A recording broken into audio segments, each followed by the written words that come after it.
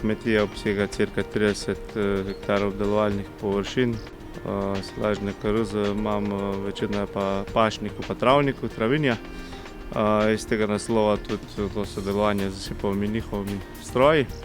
Ukvarjamo se z vzrejo krav dojilj pasme Aberdeen Angus z poreklom, čistokrvne živali za pleme in za meso, in pa z ovcem solčavsko-jezerske pasme, isto čistokrvne živali.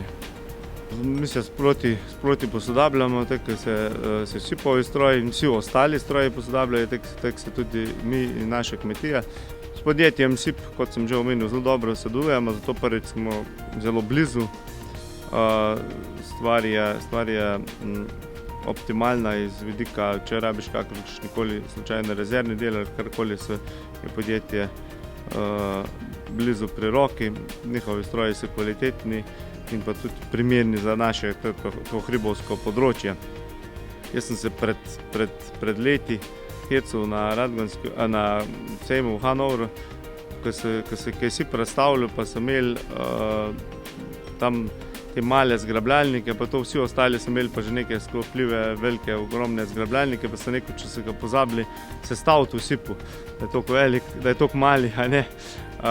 Dočim zdaj je SIP naredil eno največjih kosilnic in tudi traktor posojamo za to testiranje te kosilnice.